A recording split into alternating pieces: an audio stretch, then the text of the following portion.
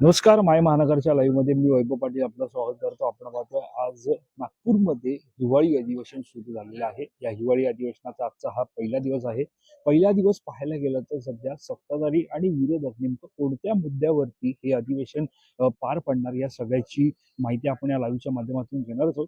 मात्र तत्पूर्वी आपण पाहत आहोत या अधिवेशनाच्या पार्श्वभूमीवरती विधान भवनामध्ये संपूर्ण तयारी जी आहे ती पूर्ण झालेली आहे. अंतिम टप्प्यातलं हे आता संपूर्ण तयारी असून यानंतर आता थोड्याच वेळात या ठिकाणी पाहायला गेलं तर अधिवेशन जे आहे ते सुरू होणार. मात्र आता आपण पाहतो की पहिला दिवस हा अधिवेशनाचा कसा असणार आहे. साधारणतः आठवडाभराचं हे अधिवेशन आहे. आठवडाभराच्या अधिवेशनामध्ये सर्वांना प्रतीक्षा आहे ती म्हणजे सरकार नेमकं काय भूमिका घेणार, एकंदरीत राज्याला कशा प्रकारे न्याय देणार याकडे सर्वांचं लक्ष लागलेलं आहे.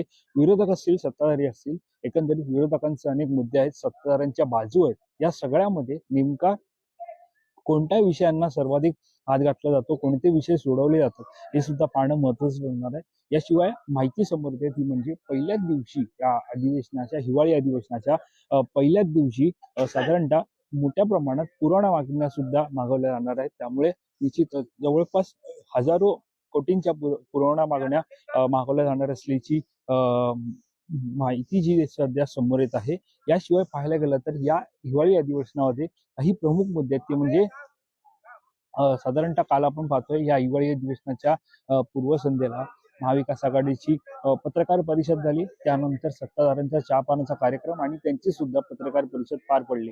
या दोन्हीमध्ये पाहायला गेलं तर सध्या प्रलंबित प्रश्न आहेत ते म्हणजे एकीकडे कायदा सुव्यवस्थेचा प्रश्न आहे. सुरुवातीला आपण कायदा सुव्यवस्थेचा प्रश्न याचा उल्लेख केला कारण मुंबई असेल, महाराष्ट्र असेल, जिथे हिवाळी अधिवेशन घडतं असं नागपूर असेल, या प्रत्येक ठिकाणी साधारणतः कायदा सुव्यवस्थेचा प्रश्न मोठ्या प्रमाणात निर्माण झालेला आहे. त्यामुळे या सगळ्यावरती राज्याचे मुख्यमंत्री आणि गृहमंत्री देवेंद्र फडणवीस काय निर्णय घेतात हे पाहणं महत्वाचं ठरणार आहे. याशिवाय दुसरा मुद्दा येतो तो म्हणजे शेतकऱ्यांचा मुद्दा येतो. याशिवाय पाहायला गेलं तर या शेतकऱ्यांच्या मुद्द्यामध्ये जर पाहायला गेलं तर राज्यामध्ये मोठ्या प्रमाणात पाऊस झाला आणि या पावसामुळे अतिवृष्टी निर्माण झाली. त्यामुळे शेतकऱ्यांना आर्थिक नुकसान सहन करावं लागलं. या आर्थिक नुकसानामुळे शेतकऱ्यांना झालेल्या या आर्थिक नुकसानामुळे याची भरपाई नेमकी सरकार कशी देणार याकडे शेतकऱ्यांचं लक्ष होतं. यानंतर ऐतिहासिक असं पॅकेज जे आहे ते सरकारकडून जाहीर करण्यात आलं. मात्र पॅकेज जाहीर केलं असलं तरी शेतकऱ्यांच्या खात्यामध्ये नेमकी मदत कधी पोहोचणार असा सवाल विरोधक उपस्थित करत आहे. एकीकडे विरोधकांचा हा सवाल असताना दुसरीकडे माहिती अशी समोर आली होती ती म्हणजे या संपूर्णपणे अतिवृष्टीच्या पार्श्वभूमीवरती सरकारकडून जो प्रस्ताव केंद्र सरकारला जायचा होता तो मात्र गेला नाही. मात्र या सगळ्याची बातमी समोर आल्यानंतर प्रस्ताव केंद्र सरकारला पोहोचला असा दावा जो आहे तो उद्धव ठाकरे यांनी पत्रकार परिषदेच्या माध्यमातून केला.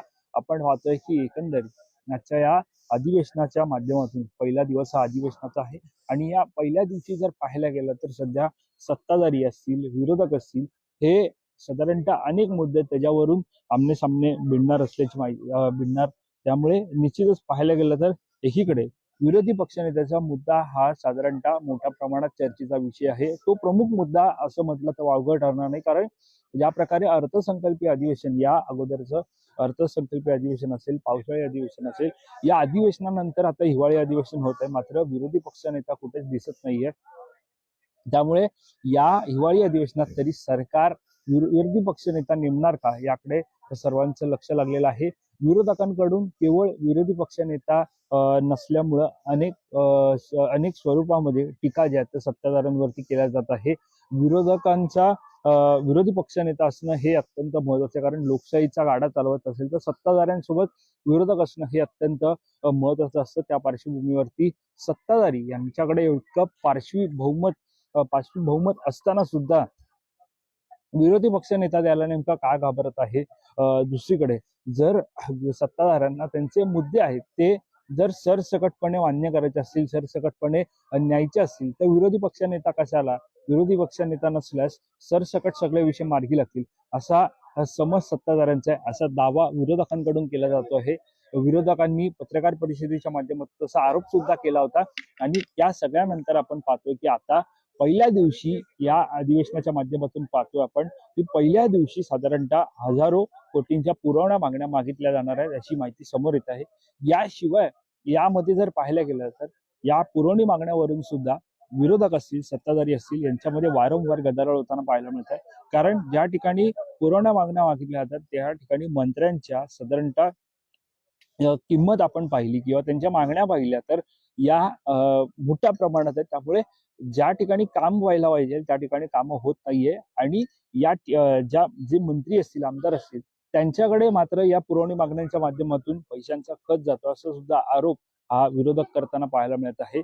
यानंतर जर आपण पाहायला गेलं तर प्रमुख मुद्दा येतो म्हणजे विरोधी पक्षनेत्याचा.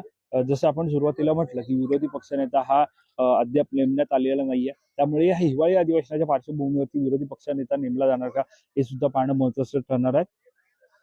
यामध्ये प्रमुख मुद्दा ठरतो तो म्हणजे या विरोधी पक्षनेत्यासाठी विधान परिषदेमध्ये काँग्रेसकडून सतेज पाटील आणि विधानसभेमध्ये शिवसेना ठाकरे गटाकडून भास्कर जाधव यांच्या नावाचं पत्र देण्यात आलेलं आहे.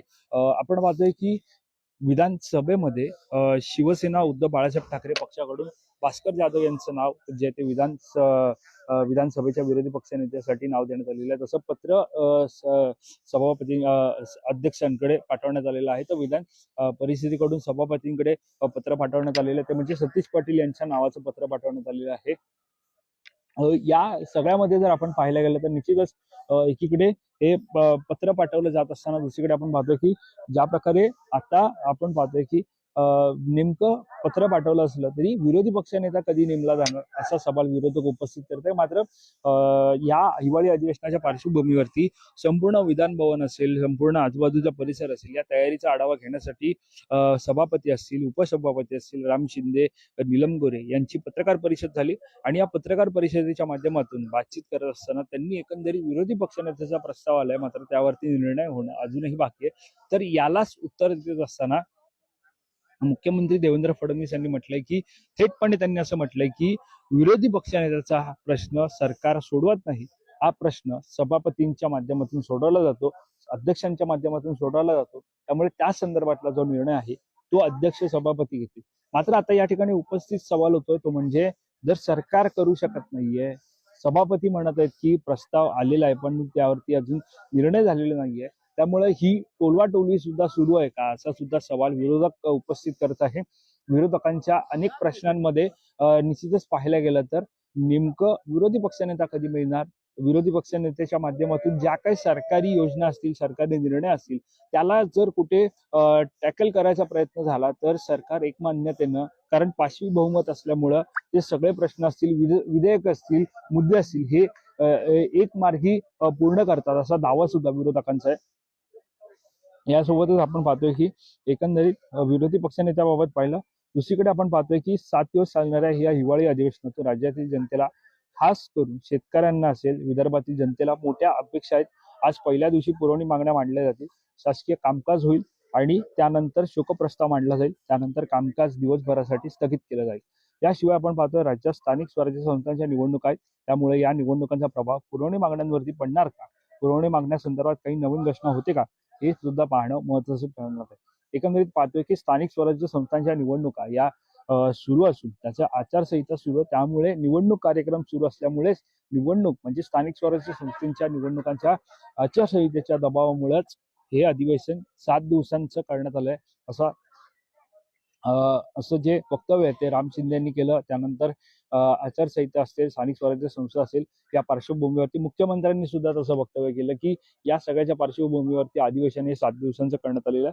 तर दुसरीकडे आपण पाहतोय की सध्या एकीकडे 7 दिवसांचं अधिवेशन असलं तरी या सगळ्यामध्ये मुद्दे येतात ते म्हणजे विरोधी पक्षनेता का नाही नेमला जातो. पुन्हा पुन्हा तोच मुद्दा येतो, कारण आजच्या या सगळ्यामध्ये जर आपण पाहिलं गेलं तर अधिवेशनामध्ये एकंदरीत महत्वाचं ठरतंय ते म्हणजे विरोधी पक्षनेता नेमका कोण नेमणार आणि नेमका कधी नेमला जाणार असा सुद्धा सवाल आहे. याशिवाय आपण पाहायला गेलं तर या अधिवेशनाच्या पूर्वसंध्येला महाविकास आघाडीची जी पत्रकार परिषद झाली त्याच्यामध्ये सरकार मुजर आणि बेमुहूर्तखोर विरोधी पक्षनेता नेमला तर पाप बाहेर येण्याची भीती आहे. विरोधी आमदारांना रुपयाही न देता अर्धा महाराष्ट्र विकलांग केला असा आरोप जो आहे तो भास्कर जाधव यांनी माहितीवरती करताना पाहायला मिळालं. अर्धा महाराष्ट्र विकलांग केला याचा अर्थ असा की ज्या प्रकारे भास्कर जाधव यांनी आरोप केले त्यानुसार ज्या ज्या ठिकाणी विरोधी आमदार आहेत त्या ठिकाणी निधी द्यायचा नाही, मात्र जे सत्ताधारी आमदार आहेत, जे भाजपचे आमदार आहेत, त्यांना निधी मोठ्या प्रमाणात द्यायचा आणि त्यांच्या माध्यमातून कामं करून घ्यायची. मात्र विरोधकांच्या मतदारसंघामध्ये एक रुपयाचाही निधी द्यायचा नाही आणि त्यामुळे त्या ठिकाणी कामं अपुरी राहत असल्यामुळे महाराष्ट्र हा अर्धा विकलांग केला जातोय, असा आरोप जो तो भास्कर जाधव यांनी केला. यानंतर आपण पाहतोय पाप बाहेर येण्याची भीती ही सरकारला आहे का? यासोबतच भास्कर जाधव यांनी जर विरोधी पक्षनेता नेमला तर सत्ताधाऱ्यांची अनेक पापं आहेत ती बाहेर येतील. कारण ज्या प्रकारे मंत्रिमंडळातील काही निर्णय असतील, काही निधी वाटप असेल, कारण सध्या पाहायला गेलं तर लाडकी बहीण योजना ही संपूर्ण महाराष्ट्रामध्ये सक्रिय आहे. त्या माध्यमातून बहिणींना असेल, ज्या लाभार्थी आहेत त्यांना 1,500 रुपये हे दरमहा दिले जात आहेत सरकारकडून. मात्र या सगळ्यामध्ये अनेक योजनांवरती परिणाम झाला असा दावा सुद्धा सत्ताधारी असतील, विरोधक असतील, या दोन्ही आमदार मंत्र्यांकडून केला जातो. मात्र या सगळ्यामध्ये पाहायला गेलं तर सत्ताधारी अजूनही, म्हणजे ज्या प्रकारे आपण पाहायला गेलं तर काल महायुतीची पत्रकार परिषद झाली, त्यामध्ये देवेंद्र फडणवीस यांनी स्वतः म्हटलं होतं की जिथपर्यंत हे सरकार आहे तिथपर्यंत सर्व योजना चालू राहणार आणि चालू ठेवणार आणि सर्वांना ज्या योजना या सरकारनं आणलेल्या त्या पूर्ण केल्याशिवाय हे सरकार बसणार नाही.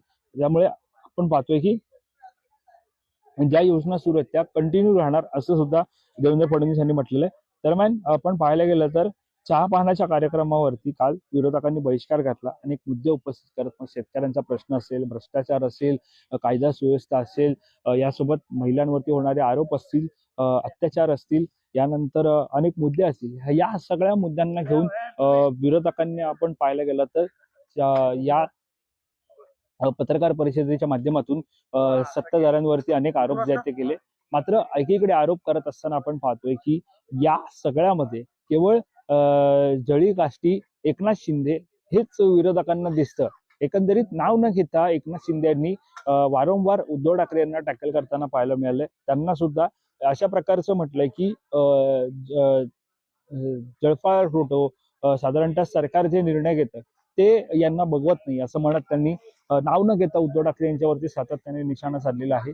तर दुसरीकडे काल एक मुद्दा उपस्थित होत होता, तो म्हणजे जर सत्ताधारी विरोधी पक्षनेता देत नसेल तर मग घटनाबाह्य असलेलं, म्हणजे संविधानामध्ये जे घटनाबाह्य आहे असं उपमुख्यमंत्री पद हे सुद्धा नाकारावं, रद्द करावं आणि उपमुख्यमंत्री पदाप्रमाणे जे उपमुख्यमंत्री आहेत त्यांना संबोधलं जाऊ नये असा मुद्दा उद्धव ठाकरे यांनी उपस्थित केला.